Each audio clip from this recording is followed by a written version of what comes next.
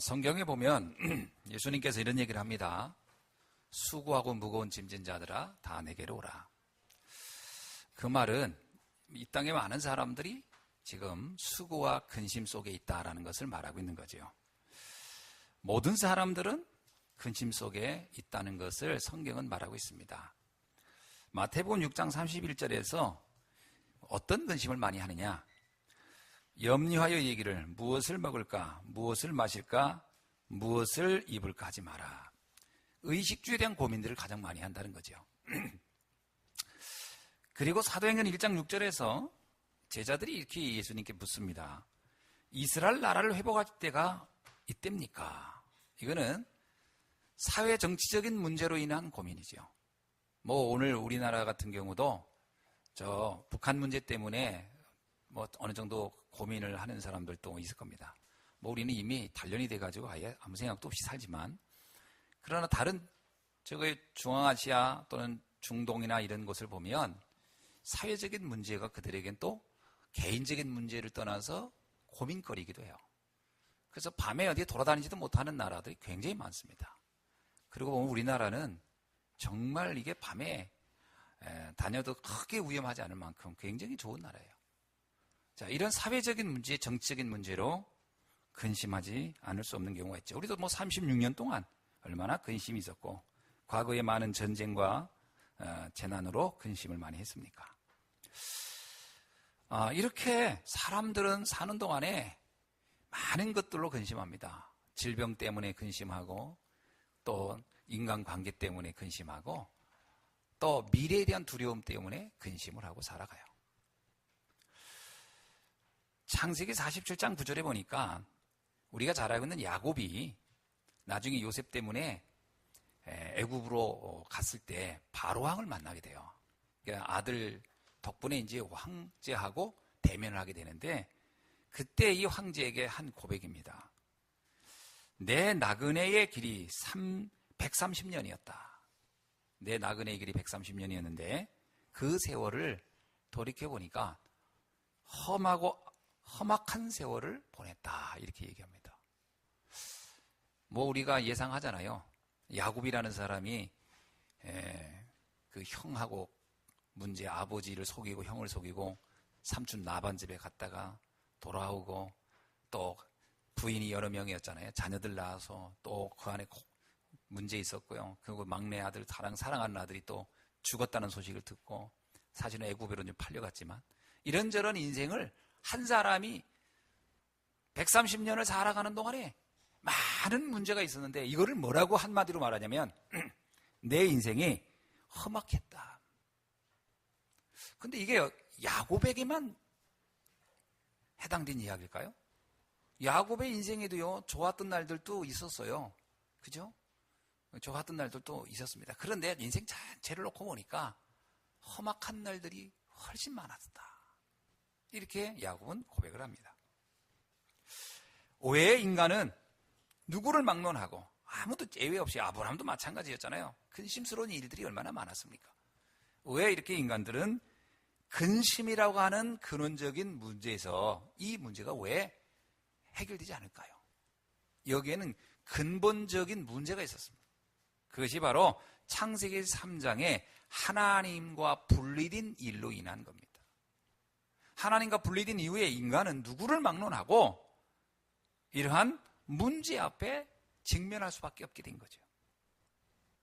인간의 본질은 하나님과 함께하는 존재예요. 그러나 창세기 3장에 보니까 그 인간이 하나님을 떠나는 불행한 일이 있었습니다. 창세기 3장 16장 19절에 보니까 하나님을 떠난 이후에 나타난 문제를 성경은 이렇게 좀 간단하게 한 거지만 이게 많은 걸 포함한 얘기예요. 뭐라고 나오냐면 여자는 잉태하는 고통을 당하게 될 것이다. 그게 출산 고통 얘기하는 게 아닙니다. 자녀를 낳아서 기르는 동안에 많은 고민을 하게 될 문제를 얘기하는 거예요.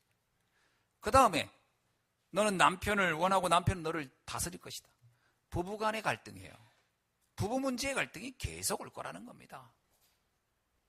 늘 부부 사이가 좋았을 때도 있지만 또 늘 신경 써야 되고 배려해야 되고 관리해야 되고 관심을 가져야 되고 이런 일들이 계속. 그리고 내가 평생을 땀 흘리며 일을 할 텐데 그 땅은 은근키와 가시덤불로 가득할 것이다. 경제적인 문제예요. 경제 문제로부터 자유롭지 않을 것이라는 거예요. 여러분, 그러니까 우리가 좀 생각할 필요가 있어요. 경제가 완벽하게 해결되는 날이 올까? 그럴까요? 그런 날은 없습니다. 여러분 생각하기에 저 롯데그룹 파티, 지금 롯데그룹은 중국에서 철수 문제로 좀 골머리가 아프고 있어요. 그렇잖아요. 지금 심각한 문제에 좀 걸려 있어요. 그 사람들 지금 거기 있는 그 많은 매장을 다 헐값에 좀 팔아야 될 상황이 왔는데 엄청난 돈을 투자했는데 지금 그 회수가 안 된다고 그러잖아요.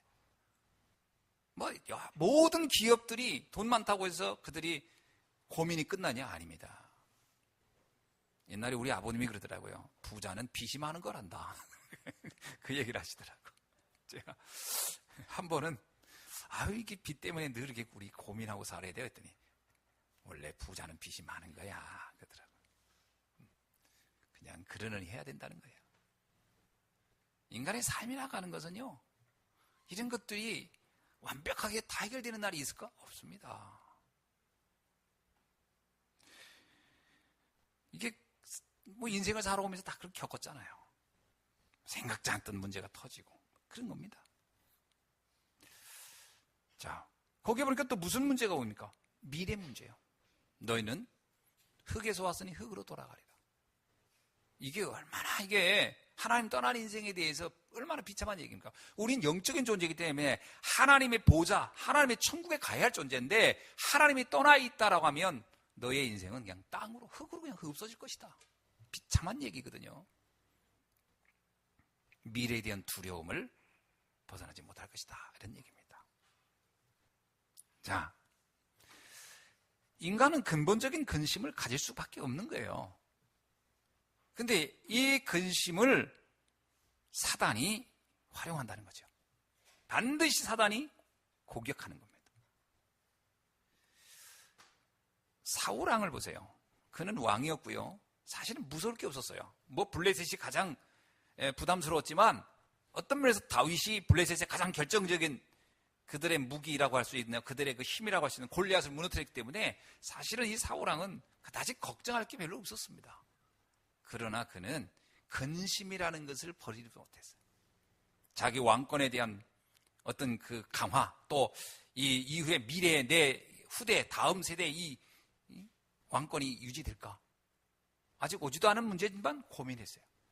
미래 고민. 그리고 그 어린, 라이벌로 볼 수도 없는 다윗을 평생을 쫓아다니면서 그 얼마나 그 근심스러운 삶입니까?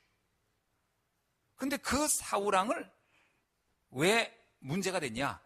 사단이 그를 잡았다 그래요. 악신이 그를 잡았다 그래요. 사단이 그걸 공격해버린 거죠. 그러니까 여러분이 근심에 빠져버리면 사단이 공격합니다. 그래서 우리 주님이 우리한테 뭐라고 하냐면 성령 충만 받아라는 거예요. 왜 성령 충만이 필요하죠? 그 근심의 문제에 잡히지 않게 하기 위해서요. 근심이 없어지는 게 아닙니다. 오지요 넘어서기 위해서. 그것이 나에게 문제되지 않도록 하기 위해서 그런 거죠. 예수 믿고 근심이 싹 사라졌다. 그럼 성령 충만 얘기를 뭐하러 합니까? 베드로가 뭐하러 우는 사자처럼 사단은 너를 공격할 것이니까 그걸 늘 경계하고 대비하란 말을 왜 합니까? 그렇지 않거든요. 이게 이해를 안 되는 분들은 예수 믿었는데 왜 문제가 계속 오냐고 그래. 문제가 와야 되죠. 태평양에 저 바다가요 저렇게 한 번씩 뒤집어져야 태풍으로, 그래야 바다가 그 지구가 정화되는 거예요 사실은. 그렇죠? 저렇게 한 번씩 뒤집어져야 바다가요 그 얼마나 많은 오염물이 들어갑니까? 그걸 싹 뒤집어 버리는 거예요. 태풍을 한 번씩. 그래야 바다가 깨끗해지고 정돈되는 거예요. 바람이 불어야 또 배들 또 가고 가는 겁니다. 그 물고기도 살아요. 저렇게 한 번씩 젖어놔야. 그 물고기들이 물속에 있는 산소 다 먹고 나오면 어떻게 돼요? 또 한 번씩 산소 공급도 해줘야 되고. 다 그렇게 되게끔 돼 있는 거예요. 그거의 문제로 여기면 안 돼요. 그걸 넘어설 힘만 가지고 있으면 되는 거야. 비행기 타고 오다 보면 어떤 때는 막 이게 기류를 만나가지고 막 떨어질 때가 있죠. 근데 한 번은 제가 그런 경험은 처음 했던 것 같아요. 그때가 아마 카자흐스탄을 갈 때인지 아프리카를 갈 때인지 모르는데요. 이 비행기가 가다가 탁 떨어지는 게요. 몇백 미터는 내려가는 것 같아. 근데 그런 경험은 그때 처음. 근데 이걸 한 3번 이렇게 하는데, 이야, 도착할 때까지는 불안하더라고. 이게 정말 제대로 착륙을 하려나, 얼마나 기도가 되는지. 근데도 비행기 기장이나 거기 있는 사람 아무도 걱정 안 해요. 왜? 이 비행기가 그걸 뚫고 갈 힘이 있으니까요. 그게 문제가 안 된다는 거죠. 우리가 이게 문제가 아닙니다. 그래서 주님이 우리에게 성령 충만 받으라고 하는 거예요. 근심은 올 것입니다. 히브리서 2장 14절로 15절에 보니까 사단이 무엇을 가지고 공격하느냐? 죽음을 가지고 공격한다고 이렇게 나와요. 그렇죠? 죽음의 세력을 잡은 자, 곧 마귀는 죽음을 무서워하는 사람들을 한평생 종으로 부려먹는다. 참 무서운 말이에요. 사람들은 다 죽음에 대한 공포를 가지고 있는데 사단이 이것을 붙잡고 평생을 종로로 탄다는 거예요. 그렇죠? 우리 좀만 먹으면 죽으면 어떡하지? 굶어 죽으면 어떡하지? 우리잖아요. 좀 배고프면 굶어 죽으면 어떡하지? 돈 없으면 다 그러니까 죽은 거 짓게. 병 걸려 죽으면 어떡하지? 자, 그래서 오늘 이 순간에도요, 이 근심 문제를 해결하려고 수많은 사람들이 우상 숭배하는 겁니다. 전보러 왜 가죠? 두려움 때문에. 행복해서 전 보는 사람은 내가 본 적이 없어요. 너무 즐거워, 오늘 너무 기뻐, 점 좀 볼까? 이런 사람 내가 본 적이 없어요. 두려움 때문에 가는 거예요. 걱정 때문에 가는 거예요. 근심 때문에 가는 겁니다. 이 근심은 인간이 해결할 수 없습니다. 왜? 근본적으로 하나님을 떠난 분리된 상태에 오는 문제이기 때문에 인간이 아무리 노력해도 안 돼요. 성경에 보세요. 바벨탑 세워도 안 돼요. 네피림 그렇게 해도 해결이 안 돼요. 해결이 안 됩니다. 바벨탑 세우고 나서 더 큰 재난이 왔어요. 이제 전쟁이 일어나요. 전에는 가족 간의 갈등인데 이제 전쟁으로 커집니다. 더 큰 권력과 더 큰 힘을 얻으려는 사람과 그걸 빼앗기지 않으려는 사람 사이에 이제 서로 힘을 모아서 싸워야 되니까 대전쟁이 일어나는 거예요. 더 큰 문제가 계속 일어나는 겁니다. 인간의 방법으로는 영원히 해결이 안 된다는 거예요. 이게 이제 우리에게 시사하는 바가 많죠. 성경은 인간을 창조하고 사단을 지배할 수 있는 힘을 가졌던 하나님만 해결할 수 있다는 거예요. 그래서 요한복음 14장 1절에서 예수님이 이렇게 얘기합니다. 제자들이 근심에 빠졌거든요. 너희는 근심하지 말라. 하나님을 믿으니 나를 믿으라. 근심이 되느냐? 하나님을 믿으라는 거예요. 이스라엘 백성들이 출애굽해가지고 근심에 빠졌습니다. 홍해에서 죽게 된 거예요. 그때 하나님을 믿은 건 모세밖에 없었어요. 믿으라는 거예요. 근심을 해결하려고 다른 방법이 없습니다. 하나님을 믿으라는 거예요. 이게요, 굉장히 영적인 비밀이기 때문에 이게 납득하기가 어려워요. 아니, 내가 지금 당장 경제 문제가 있는데 하나님을 믿으라고요? 그럼 하늘에서 돈이 떨어집니까? 땅에서 돈이 나옵니까? 이렇게 이제 접근하거든요. 그 비밀을 몰라서 그래요. 요한복음 14장 27절에서 예수님께서 이렇게 얘기합니다. 평안을 너희에게 끼치노니 곧 나의 평안을 너희에게 주노라. 내가 너희에게 주는 것은 세상이 주는 것과 같지 아니하느니 너희는 마음에 근심하지도 말고 두려워하지도 말라. 근심할 일과 두려워할 일이 있으니까요. 그런데 거기다 두려움과 근심을 내가 해결해 줄게 라고 하잖아요. 평안을 주겠다. 참 신기해요. 너 근심할 문제? 그럼 내 돈 줄게. 건강 내가 해결해 줄게. 이렇게 나오면 더 좋은데 그렇게 하지 않고요. 평안을 주겠다. 이건 세상이 주는 평안과 같지 않다.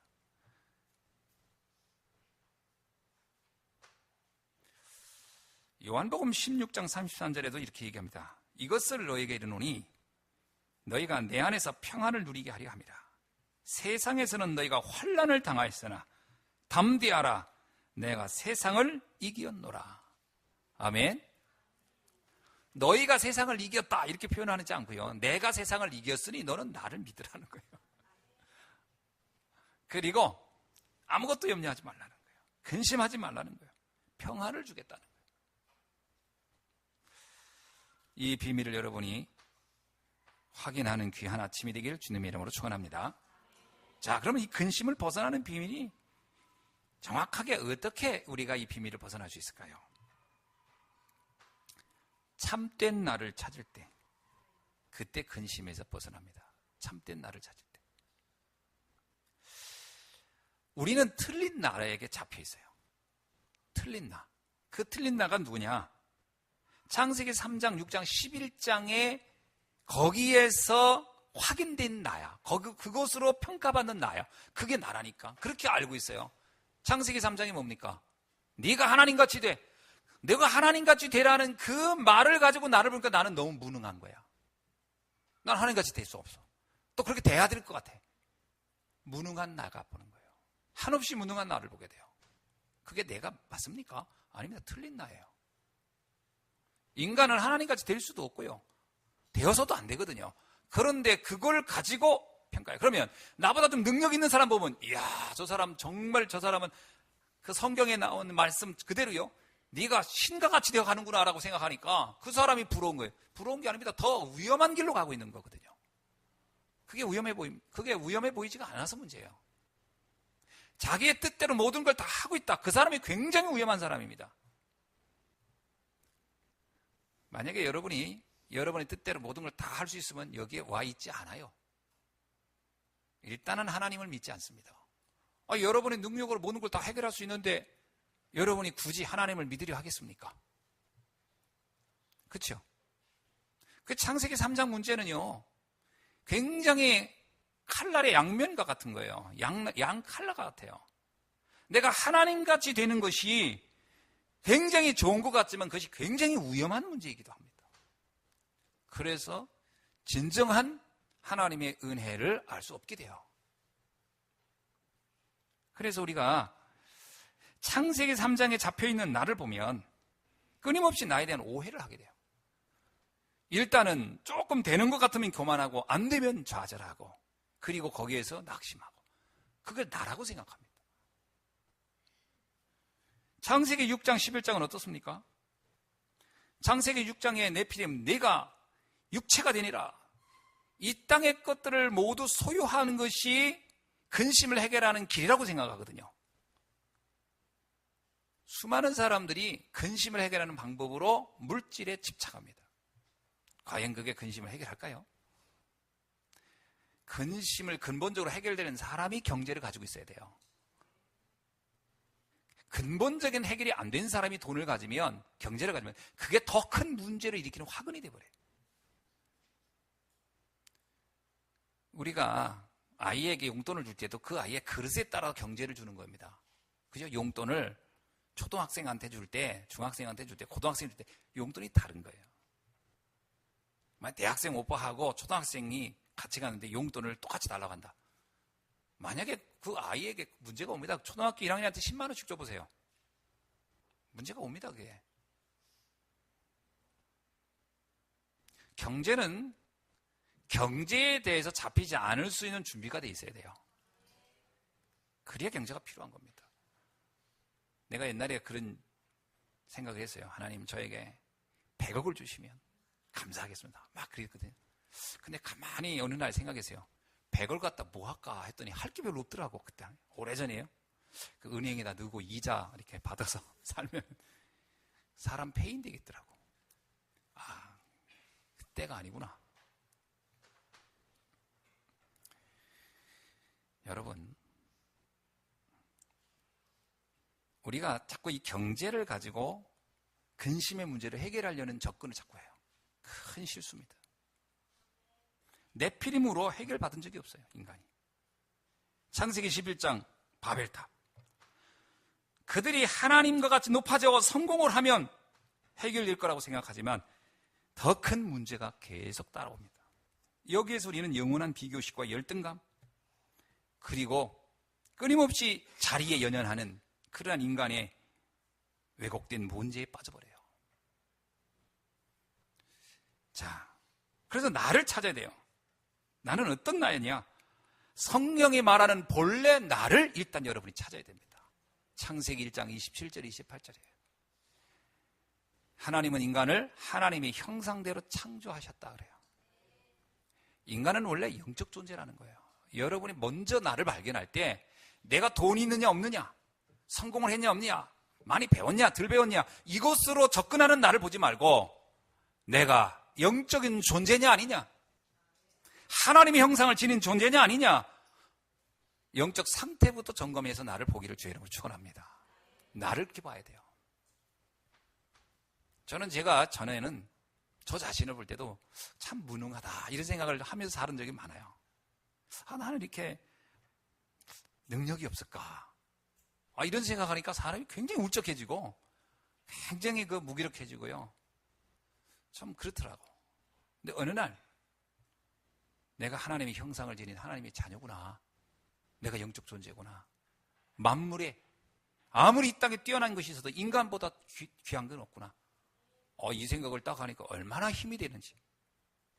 거기에다가 28절에 보니까 생육하고 번성하고 충만하고 땅을 정복하고 하늘에 있는 것, 땅에 있는 것, 물속에 있는 것 모든 것을 다스리게 할 것이다. 이게 나구나. 이 나를 딱 보니까요 너무 감사한 거예요. 본래 나를 여러분이 확인하기를 주의 이름으로 축원합니다. 본래 나입니다. 그 나는 어떤 나예요? 하나님과 소통하는 나예요. 영적 존재. 하나님과 소통할 수 있도록 창조된 나예요. 두 번째는요, 세상을 경영하고 다스릴 수 있는 나예요. 세계복음화의 언약을 처음부터 우리는 가지고 있었던 존재라는 거예요. 이것이 굉장히 중요한 나입니다. 그랬던 내가 사단에게 속아서 완전히 다 상실하고 마치 내가 내 인생의 주인인 양 하나님과 소통이 필요 없고 뭐든지 물질만 쓰면 되고 성공만 하면 된다고 하는 식의 오해된 나, 틀린 나, 그래서 거기서 늘 비교하고 열등감에 빠지는 나, 이런 나로 내가 가 있기 때문에 늘 근심에 벗어날 길이 없었구나. 이게 발견돼야 돼요. 창세기 3장, 6장, 11장을 벗어나지 못하면요 영원히 그 시달림과 근심에서 빠져나오지 못합니다. 여기서 빠져나와야 돼요. 그러면 그 길이 뭡니까? 하나님의 형상을 회복하는 거예요. 우리에게 준 생육, 번성, 충만, 정복, 다스림의 축복을 회복하는 거예요. 그 비밀이 어디 있느냐? 착하게 사느냐? 아니에요. 열심히 사느냐? 아닙니다. 그렇게 되는 게 아니에요. 이거는 영적인 세계의 원리이기 때문에 영적인 원리로 접근해야 돼요. 하나님은 이 문제의 회복자로 우리에게 그리스도를 보내신 겁니다. 그리스도라는 단어는 하도 들어서 여러분이 그냥 그런가 보다 하지만 이건 충격 중에 충격적인 표현입니다. 창조주가 인간의 모든 저주와 재앙을 해결하기 위하여 인간의 몸으로 오셔서 우리와 함께 하셨던 사건이에요. 이 비밀을 깨달을 때 우리가 예수님을 본받는 게 아닙니다. 많은 사람들이 오해하더라고요. 예수님을 본받는 게 아니에요. 예수님은 하나님이시기 때문에 우리가 본받을 대상이 아닙니다. 그분을 믿음의 대상이에요. 그분은 우리가 믿는 겁니다. 믿을 때 사망에서 생명으로 옮기느니라. 아멘. 믿음이 곧 영혼 구원을 받음이니라. 네가 내 말을 믿으면 하나님의 영광을 보게 될 것이라. 내 믿음이 너를 구원하였느니라. 다 믿음입니다. 성경은 하나같이 복음서를 보세요. 예수님이 믿음에 대한 이야기를 하고 있어요. 나를 생명의 떡이다. 나를 믿는 자는 내 가슴에 생수가 흘러나리라. 믿는 거예요. 그때 회복되는 겁니다. 그때 내가 하나님의 형상이 회복되는 거예요. 영접하는 자 그의 이름을 믿는 자들에게는 하나님의 자녀가 되는 권세를 주셨느니라. 그 그리스도가 오셨는데 그가 예수라는 거예요. 예수는 이름이고 그리스도는 직임에 간 겁니다. 그 직임을 맡으러 온 분이 예수라는 거예요. 그 예수도 그냥 예수가 아니고 나사렛 출신의 예수, 갈릴리에서 사역했던 예수. 그래서 나사렛 예수 그리스도 이렇게 부르는 겁니다. 그 그리스도를 이해할 때 참된 나를 찾게 되는 겁니다. 참된 나를 찾는 거예요. 그래야 근심에서부터 빠져나오는 거예요. 근심에 잡히면 근심은 더 큰 근심을 불러와요. 오늘 성경이 뭐라고 합니까? 7절에 그냥 그가 너무 많은 근심에 잠길까 두려워하노라. 근심은 또 다른 근심을 불러와요. 그게 문제입니다. 그리고 근심은 사단을 불러와요. 근심은 절망에 이르러버려요. 그러니까 여러분이 빠져나와야 되는데 빠져나온 비밀이 뭐냐? 그리스도입니다. 그리스도를 믿을 때 어떤 문제가 오느냐? 내가 하나님의 자녀가 되는 거예요. 그리스도를 믿을 때 하늘과 땅의 모든 권세를 가진 그분이 성령으로 나와 함께하는 거예요. 그리스도를 믿을 때 그때부터 우리가 기도할 권세가 주어지는 거예요. 그러면 문제가 아닙니다. 분명히 문제인데 문제가 맞기 때문에 답이 있는 거예요. 요셉에게 문제예요. 노예로 간 건 문제입니다. 그게 감옥에 간 것도 문제지요. 그러나 그게 문제가 아니었어요. 왜? 그건 더 큰 하나님의 축복을 이루는 과정이었어요. 답을 알고 있었기 때문에. 근데 이 답을 모르면 하나님이 나와 함께하는 비밀을 함께한다는 하나님의 약속이 안 믿어지면 어떻게 될까요? 문제에 빠져버려요. 근심에 빠져버려요. 그러면 완전히 망하는 겁니다. 똑같이 가난할 수 있어요. 어떤 사람은 가난 때문에 나는 망했다는 사람이 있어요. 어떤 사람은 가난했기 때문에 나는 인생을 배웠다는 사람이 있어요. 왜 같은 문제가 이렇게 달리 반응합니까? 나를 놓친 사람과 나를 찾은 사람의 차이예요. 나를 잘 찾아야 돼요. 나를 가장 방해하는 것은 세상이 아닙니다. 나의 가장 큰 장애물은 세상이 아닙니다. 나입니다. 내가 나를 무너뜨리는 거예요. 나를 찾으시기를 주의 이름으로 축원합니다. 어떤 나요? 하나님이 만드신 나, 하나님이 준비한 나, 하나님이 축복하고 있는 나를 찾으시기를 주의 이름으로 축원합니다. 예수님이 요한복음 19장 30절에서 뭐라고 했죠? 다 이루었다 그랬어요. 남은 게 없어요. 다 이루었다는 얘기예요. 뭐에 대해서 다 이루었다는 얘기입니까? 우리를 구원하려는 모든 계획, 우리를 축복하려는 모든 계획을 다 이뤘다는 얘기예요. 우리가 그것을 믿기만 하면 되는 거예요. 우리의 불신앙이 문제예요. 불신앙은 더 큰 불신앙을 갖다 오고요. 더 큰 불신앙은 나를 절망하게 일으키는 거죠.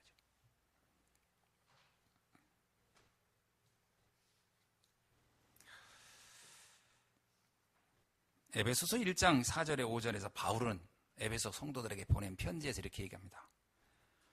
우리는 영세전에 택함을 받았던 사람들이다. 이게 얼마나 놀라운 일입니까? 내가 지금 예수가 그리스도로 이해됐다라고 하는 것은 우연이 아니고 영세전부터 준비되었던 그분의 구원 계획 속에서 이루어진 사건이었다.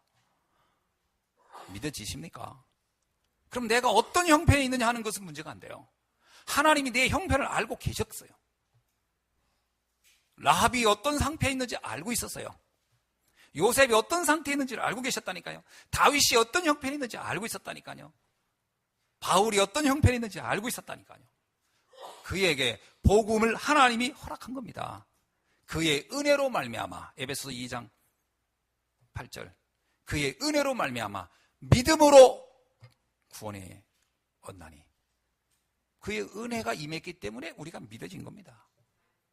예수가 그리스도로 믿어지는 건요, 성령이 아니고선 누구든지 예수를 주라 시인할 자가 없느니라 그랬어요. 지식으로 믿어집니까? 2000년 전 예수를 내가 가서 보았습니까? TV를 봐서 믿어지겠습니까? 드라마를 봐서 믿어지겠습니까? 영화를 봐서 믿어지겠습니까? 어떤 면에서 성경을 읽는다고 믿어지지 않습니다. 성경 읽는 사람 많아요. 영화 소재 찾으려고 읽는 사람도 있고요. 많습니다. 무슨 작품을 만들려고 보는 사람도. 그렇다고 믿어지는 게 아니에요. 저도 옛날에 군대에 있을 때요, 하도 시간 안 가가지고 저녁 제대할 때 성경을 한번 읽었어요. 그때 그때 내가 전역하기 전에 내가 그래도 앞으로 혹시 전 목사가 될런지도 모르니까 그래도 성경을 한 3독은 해야지 않느냐 그러고 했는데 한 한 2독 정도밖에 못하고 왔습니다. 그럼 믿어졌냐? 아니요. 안 믿어졌어요. 예수가 그리스도로 믿어진 게 아니고, 성경에 이런 얘기가 많네. 좋은 얘기 많네. 이거 좀 표시했다가 나중에 설교할 때 써먹으면 좋겠는데, 이랬습니다. 믿어진 게 아니에요.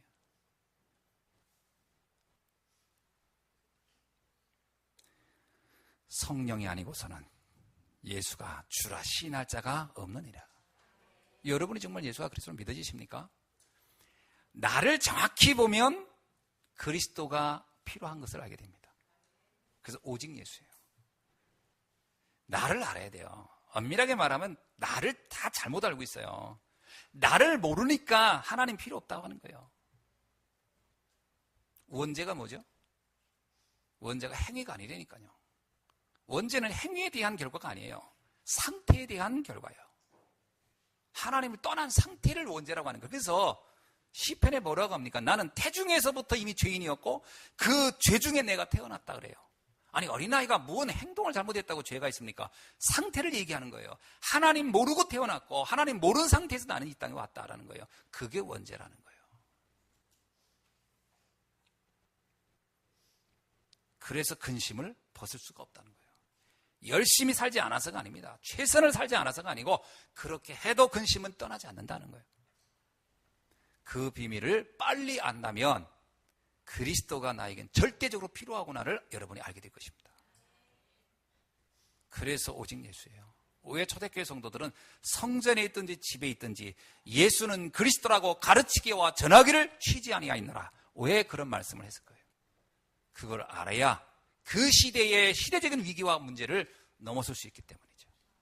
그래야 참 평안을 누릴 수 있는 것을 그들이 알았기 때문에 그럽니다. 신념으로는 안 옵니다. 믿음과 신념은 큰 차이가 있습니다. 신념은 나의 생각이고요. 내 의지죠. 믿음은 하나님의 말씀에 근거하는 겁니다. 믿음과 신념은 완전 달라요. 고린도서 5장 17절 우리는 새로운 피조물이라. 보라, 지나갔으니 옛 것은 지나갔으니 너는 새 것이 되었느니라. 사도행전 2장 8절에 내가 너에게 권능을 줄 테니까 땅끝까지 이르러 나의 증인이 될 것이다. 땅끝까지 정복할 수 있는 비밀을 우리에게 주셨다는 거예요. 그래서 근심할 필요가 없습니다. 우리의 형편으로 하는 게 아닙니다. 하나님의 능력으로 하는 겁니다. 그래서 빌립보서 4장 6절 7절에 내게 능력 주시는 자 안에서 내가 모든 것을 할 수 있느니라. 내 능력으로 하는 게 아니고 하나님이 주신 힘으로 하는 것이다. 우리는 아무것도 염려하지 않아도 될 줄로 믿습니다. 자, 그렇다면 나에 대한 말씀의 언약을 여러분이 오늘 잡기를 바랍니다. 아멘. 그럼 나라는 사람에 대한 하나님의 언약이 뭐가 있을까요? 크게 5가지로 말할 수 있는 첫째는 근원적 축복입니다. 창세기 12장 2절 아브라함에게 말합니다. 너는 복의 근원이 되리라. 요즘 개혁성경은 복이라 그랬어요. 복 자체다 그랬어요. 맞습니다. 여러분은 복 자체입니다. 근원적 축복. 이미 하나님께서 여러분을 복으로 택하신 줄로 믿습니다. 그래서 이렇게 말하는 것은 정말 큰 실수예요. 난 복 없는 사람. 그러니까 나 복도 없지, 지지지 복도 없지. 내가 우리 어른들한테 간혹 들었던 말이에요. 옛날 분들. 아이고, 나는 어찌 지질이 복도 없지. 그게 굉장히 참 저주스러운 말인데 아닙니다. 그 창세기 3장, 6장, 11장으로 보니까 내가 복 없다고 하던 거거든요. 아닙니다. 이미 나는 복의 근원이라. 아멘. 여러분 이미 복 자체입니다. 자, 마태복음 5장 14절에 뭐라고 합니까? 너는 세상의 빛이 되랍니까? 아니에요. 너는 세상의 빛이니라. 아멘. 자, 옆 사람한테 인사합시다. 당신이 빛이군요. 이 빛은 생명의 빛이고 창조의 빛이지 행위의 빛이 아닙니다. 사람들이 이 빛을 또 해석을 이상하게 하더라고. 올바로 살아야 되는 거 아니냐고. 여러분, 첫날 만나를 착하게 살려고 해보세요. 그래서 빛이 되나? 생명의 빛을 주님이 주시는 겁니다. 두 번째는 대표적인 축복입니다. 창세기 12장 3절에 모든 족속이 너로 말미암아 복을 얻을 것이다. 아멘. 이 복을 전달자가 된다는 거예요. 이게 얼마나 놀라운 일입니까? 여러분은 나만 복을 못 받았다, 뭐 복이 나만 있다, 이것도 아니에요. 이 복의 축복을 전하는 자가 될 거예요. 대표적인 축복. 어둠을 몰아내는데 여러분 한 사람이면 충분합니다. 여러분의 가정, 여러분 한 사람으로 충분한 거예요. 여러분 소돔과 고모라가 왜 망했습니까? 악한 사람이 많아서 망한 겁니까? 아니에요. 이 빚을 가진 자가 없어서 무너진 거죠. 그렇다면 그 빚 가진 사람 소수만 있어도 소돔과 고모라는 멸망하지 않았을 것입니다. 그렇다면 여러분이 있는 한 여러분의 가정은 살아날 것입니다. 아멘. 그게 우리 대표성이에요. 복음 가진 여러분이 이 시대를 살릴 대표자다. 아멘. 그 성경이 뭐라고 얘기합니까? 이사야 60장 22절에 그 작은 자가 1000명을 이룰 것이고 그 약한 자가 강국을 이룰 것이라. 나 여호와가 때가 되면 속히 이루리라. 아멘. 대표적인 축복. 속지 않기를 바랍니다. 나는 너무 무능해. 난 뭐 내가 할 수 있는 게 아무것도 없어. 이게 속는 거예요. 세 번째, 시대적인 축복이에요. 창세기 14장 20절입니다. 너희의 대적을 내 손에 붙이신 지극히 높으신 하나님을 찬송할지라. 아멘. 대적을 네 손에 붙이셨다는 거예요. 이 땅의 흑암을 정복할 시대적인 축복자가 우리라는 거예요. 이 시대의 재앙을 누가 막겠습니까? 여러분이 막아야 됩니다. 이 땅의 문제는 교회의 책임이에요. 왜냐? 불교가 아무리 크고 많아도 시대 재앙을 저들이 막을 수 없습니다. 저분들은 훌륭하다고 할 수는 있으나 재앙을 막을 힘은 갖고 있지 않다라는 거예요. 시대 축복은 여러분에게 있어요. 그래서 여러분이 속으면 시대 재앙을 막을 사람이 없는 거예요. 이걸 우리가 깨닫기를 주의 이름으로 축원합니다. 그래서 창세기 20장 17절에 보니까 내 씨가 그 대적의 성문을 차지하리라. 흑암의 권세를 꺾는 축복이 여러분에게 있음을 주의 이름으로 축원합니다. 네 번째요. 기념비적인 축복이에요. 창세기 20장 18절에 내 씨로 말미암아 우리의 후대를 통하여 미래의 재앙을 막을 일이 기념비적으로 만들어질 것이라는 거예요. 저는 요즘 가장 제가 그냥 스스로 뭐 노력해서가 아니고 하나님 주신 마음인 것 같아요. 후대에 대한 마음. 이 후대들을 어떻게 다가올 시대의 재앙을 막아야 되나, 그 일의 주역을 어떻게 준비시킬까. 이게 저에게 준 사명인 것 같아서 요즘은 오로지 그 생각을 하는 편입니다. 그래서 우리 렘넌트들에게 태어나면 얼마나 그 행복하고 좋은지 몰라요. 왜? 미래가 그들 손에 있으니까요. 우리 시대가 할 수 있는 것까지는 하지만 다음 시대는 그들이 또 이어가야 될 거니까요. 후대에 남을 만한 인생 작품을 여러분이 만드시길 주의 이름으로 축원합니다. 그 기념비적인 축복을 누렸던 사람들이 초대교회 성도들이에요. 그래서 그들은 그 시대에 그들의 삶이 때로는 우리가 보기에는 무슨 세상적으로 부귀영화를 하는 사람도 누린 사람이 없지만 그들의 축복은 2000년의 역사를 놓고 지금도 응답되고 있는 거죠. 기념비적인 축복. 이 축복의 주역이 되길 주의 이름으로 축원합니다. 제가 지난번에 세브란스 병원 갔는데요. 그 병원 초기에 와서 이렇게 헌신해서 그 병원을 만들었던 선교사님들의 그 이름과 사진들이 이렇게 쭉 벽에 쭉 그렇게 보면서 참 저분들이 오늘날 이렇게까지 이 병원이 커질 걸 상상이나 했었을까? 그때에. 그렇잖아요? 그분들이 생각이나 했었을까? 그러나 그들이 그건 하나는 생각했을까요? 미래의 뭔가 하나님이 역사할 것이다. 그 역사는 그들도 몰랐던 거예요. 그렇게 크게 될 거라고. 그죠? 저는 생각합니다. 지금 우리가 하는 이 작은 헌신들이 우리의 미래, 우리 그림 속엔 잘 안 나와요. 어떻게 될까? 어느 정도 될까? 그건 하나님만 아시겠죠. 기념적인 축복의 주인공이 되길 주의 이름으로 축원합니다. 다섯 번째, 불가항력적인 축복입니다. 이 불가항력적이란 말은 칼빈이 잘 쓴 말이에요. 세상에 그 누구도 빼앗을 수 없는 축복, 그 누구도 막을 수 없는 축복, 이런 뜻으로 불가항력적이라는 단어를 칼빈이 아주 즐겨 썼던 단어예요. 불가항력적인 축복. 여호수아 1장 5절에서 하나님께서 여호수아에게 얘기합니다. 내 평생에 능히 대적할 자가 없으리니 네가 축복하면 축복에 발 것이다. 네가 저주하면 저주가 되어갈 것이다. 불가항력적인 아무도 너를 대적할 자가 없을 것이다. 초대교회를 그 시대의 바리새인들이 대적을 못했어요. 그 시대 로마가 초대교인들을 대적을 못했어요. 했죠. 그러나 그들이 굴복하고 말았습니다. 아무도 막을 수 없는 로마의 열 황제도 그들을 막지 못했어요. 불가항력적인 축복. 아무리 핍박이 온다 할지라도 고린도후서 4장 4절의 9절 우리가 사방으로 우기싸움을 당하여도 쌓이지 아니하며 답답한 일을 당하여도 낙심하지 아니하며 박해를 당하여도 버림받지 아니하며 거꾸로 트림을 당하여도 망하지 아니하리라. 이게 불가항력적인 축복입니다. 요한일서 5장 18절 하나님께로부터 난 자는 우리가 아노니 하나님께로부터 나신 자가 그를 지키심에 악한 자가 그를 만지지도 못하느니라. 하나님의 자녀를 그리스도가 지키시기에 악한 자가 흑암이 우리를 건드리지도 못한다. 이 불가항력적인 축복의 주인공임을 여러분이 믿으시길 주의 이름으로 축원합니다. 이 믿을 때 여러분의 모든 것이 다 바뀌는 거예요. 다 바뀌는 겁니다. 성경의 인물들을 봅시다. 근심을 축복으로 바꾼 사람들.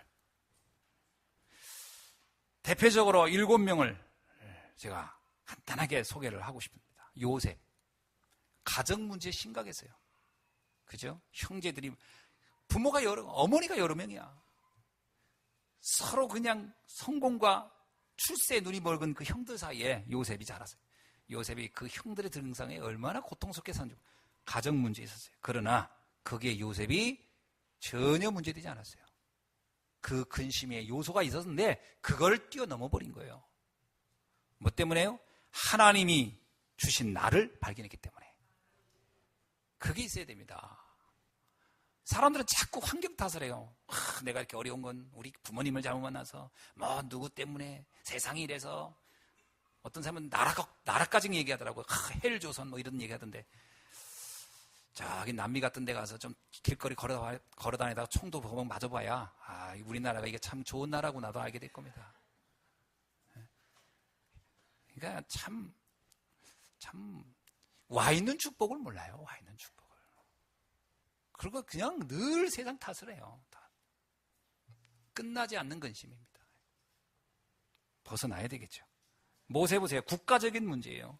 그런 태어났는데 노예로 태어났어요. 이게 얼마나 황망한 일입니까? 태어났는데 노예야. 희망이 없어요. 문제가 되지 않습니다. 애굽을 바꾸는 200만이나 되는 이스라엘을 해방하는 주역이 됩니다. 사무엘, 교회 문제예요. 사무엘이 있었던 때 엘리 제사장 보세요. 그의 두 아들 홈리와 피네아스. 완전히 그냥 교회가 그냥 다 풍지박살난 시대에. 그런데 사무엘은 교회에서 컸어요. 오늘날 성도들 같은 뭐래요? 아이고, 나 시험 들어서 내 교회 못 다니겠다고 다 떠나지. 신앙이고 뭐고. 그죠? 뭐, 누구 조금만 무슨 말 한마디 들어서 시험 들어가지고 뭐 신앙생활 하네, 안 하네 하는데. 사무엘 같았으면 옛날에 교회 불 지르고 나올 사람이에요. 그렇잖아요.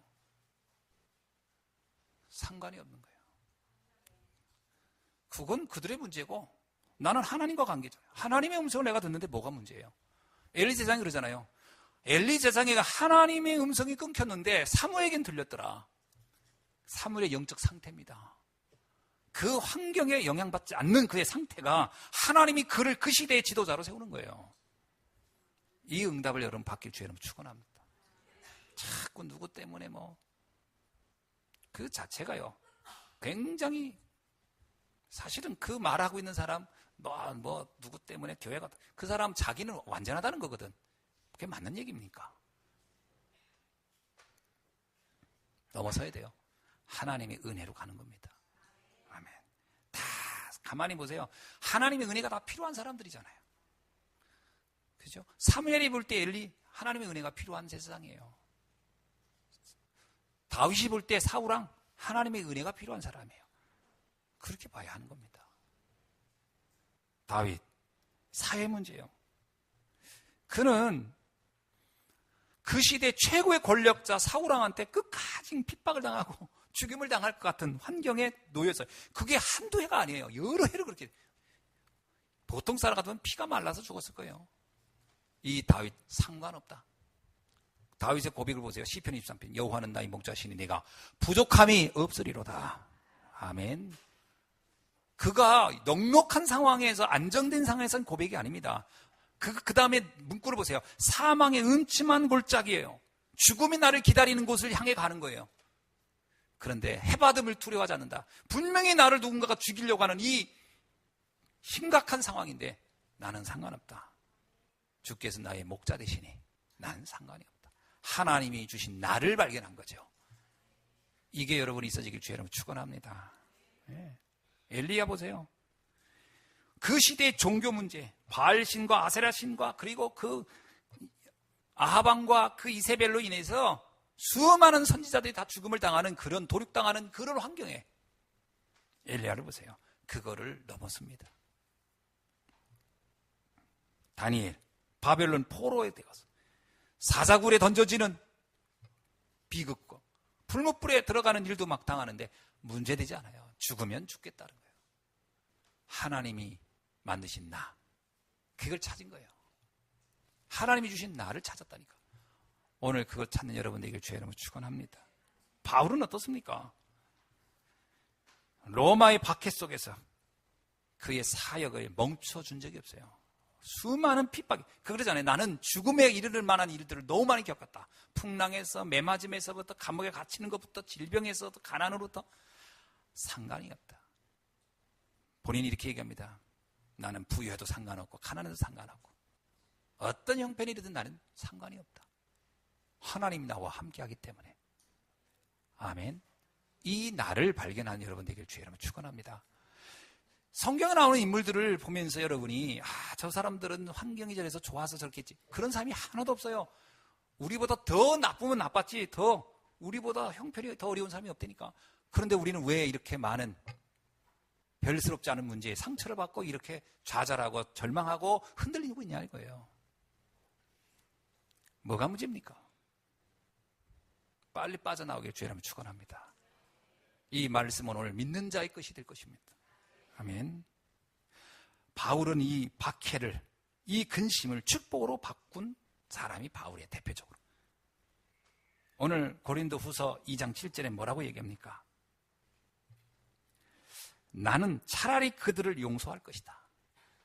나를 근심하게 만드는 그들을, 나는 그들을 차라리 용서할 것이다. 나는 그들을 도리어 위로할 것이다. 그리고 8절에 나는 그들을 사랑할 것이다. 나를 근심하게 하는 사람들이에요. 예수님 말 그대로요. 원수를 사랑하라 이 말인데 여기는 그렇게 표현해요. 나는 그들을 용서하고 그들을 위로하며 그들을 사랑할 것이다. 도리어 그들이 나를 근심하게 함으로 더 큰 문제에 빠지는 것을 나는 두려워하고 나중에 뭐냐면 그들이 사단에게 속지 않기를 원하여 그렇다. 나 자신도 이렇게 안 하면 나도 사단에게 속는다는 거예요. 여러분 근심에 빠지면 사단에게 속아버려요. 마지막에 보니까 이는 우리로 사단에게 속지 않게 하려 함이라. 우리는 그 계책을 알지 못하는 바가 아니요. 그 계책을 알고 있는 거예요. 사단은 우리에게 자꾸 뭔가 근심하게 만들고 걱정하게 만들고 염려하게 만드는 그 계책을 바울이 알고 있는 거예요. 그래서 고린도 성도들이 말하는 거예요. 너희들도 이걸 알고 있어야 된다. 염려한다는 것은 단순한 얘기가 아니다. 사단의 계책에 빠져버린 것이다. 거기서 빠져나와라 이 말이에요. 우리 예수님께 성도 여러분, 빠져나오는 축복의 아침 되길 주의 이름으로 축원합니다. 네. 우리 렘넌트들 특별히 우리 가정이 어려워요. 저는 뭐 이런저런 문제가 너무 많아요. 아닙니다. 속지 마시기 바랍니다. 빠져나오시기 바랍니다. 하나님이 만든 나를 찾으면 돼요. 하나님이 만든 나의 현장이 있어요. 나를 통해 하시려는 하나님 계획이 있어요. 그거 잡으면 됩니다. 자, 말씀을 했습니다. 모든 것을 캠프하기를 바랍니다. 이게 무슨 말이죠? 빛을 비치라는 얘기예요. 문제가 왔습니다. 그게 문제가 아닙니다. 자, 응답이 왔습니다. 그것도 응답이 아닙니다. 하나님의 더 큰 계획이 그 안에 있는 거예요. 여러분, 요셉이 총리가 됐어요. 그게 응답입니까? 아닙니다. 그건 시작입니다. 다윗이 왕이 되세요. 그게 응답입니까? 아니에요. 그건 이제 시작인 거예요. 요셉에게 노예라는 문제가 왔어요. 그게 문제입니까? 아니에요. 그게 감옥에 갇히는 일이 있어요. 그게 문제입니까? 아닙니다. 더 큰 축복이 그를 기다리고 있어요. 그것을 보는 것이 캠프입니다. 아멘. 이걸 여러분이 일을 할 때, 어떤 상황이 있을 때, 어떤 문제가 왔을 때 캠프하기를 주님 축원합니다. 숨겨진 하나님의 위대한 계획을 발견하는 거예요. 그걸 보시고 거기에서 감사로 회복하기를 주님 축원합니다. 그리고 기다리면 돼요. 하나님의 언약은 반드시 성취됩니다. 그래서 이것을 여러분이 언약을 꿈에 나타날 만큼 비전으로 붙잡기를 바랍니다. 아멘. 우리의 근심을 없앨 그리스도. 그죠? 그리스도가 완전히 끝냈어요. 다 이뤘다 그랬어요. 하나님의 나라. 지금 나를 근심하게 하는 그 환경은 반드시 바뀌어서 하나님의 나라가 될 것입니다. 그것은 내 힘으로 하지 아니하고 성령께서 하실 것입니다. 그러면 믿고 기다리면 돼요. 우리가 할 게 별로 없어요. 기다리라는 거예요. 아버지께서 약속한 것을 기다리라. 기다렸죠. 초대교회 성도들 뭐 했습니까? 그들이 모여서 오로지 기도에 힘썼더라. 사도행전 2장 14절. 그랬더니 무슨 일이랍니까? 사도행전 2장 1절. 오순절날이 이미름에 바람 같은 불 같은 역사. 그들이 만들어낸 게 아니에요. 하늘에서 주는 축복, 하나님이 주는 역사가 그들에게 일어났어요. 그러면서 3천 제자, 15나라 사람 찾아오고 3천 제자, 5천 제자, 그리고 사마리아에서 마게도냐로 로마까지 세계 변화가 일어나기 시작합니다. 이 언약을 여러분이 꿈에 나올 만큼 붙잡기를 바랍니다. 그 대표적인 인물이 요셉이에요. 요셉은 꿈을 꿀 만큼 해와 달이 나에게 절하는 것이, 볕담들이 내게 절하는, 이게 꿈을 꿀 만큼 하나님의 언약이 명확했어요. 세 번째입니다. 모든 현장을 여러분은 캠프하기를 바랍니다. 여러분의 현장은 자칫하면 속기 쉬워요. 그래서 어떻게 해야 되냐? 현실만 보면 안 돼요. 사실을 정확히 봐야 돼요. 사실만 보면 안 돼요. 진실을 봐야 돼요.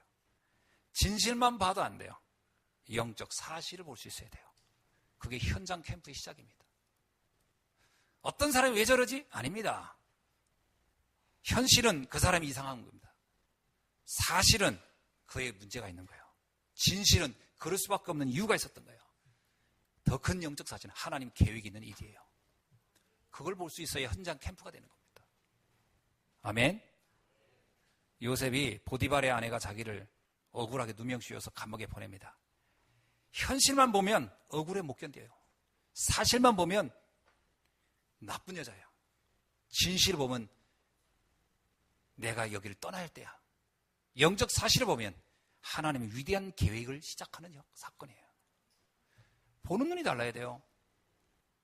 그게 현장 캠프의 방법입니다. 렘넌트들이 학교 가서 이 눈 안 열리면 거기에 잡혀버려요. 그럼 근심에 빠질 수밖에 없다니까.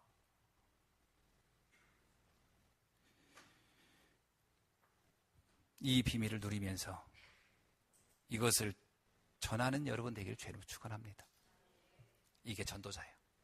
전도자의 삶, 전도자의 인생, 여러분을 통해 영원한 인생에 큰 작품이 남는 사건이 일어나기를 주의 이름으로 축원합니다. 기도하겠습니다. 하나님 감사합니다. 오늘 주신 말씀을 통하여 다시 한번 나를 뒤돌아보고 하나님의 위대한 계획을 점검할 수 있는 은혜 주신 것을 감사합니다. 나의 모든 삶에서 빛이 증거되는 캠프가 되게 하여 주옵소서. 예수 그리스도의 이름으로 기도하옵나이다. 아멘.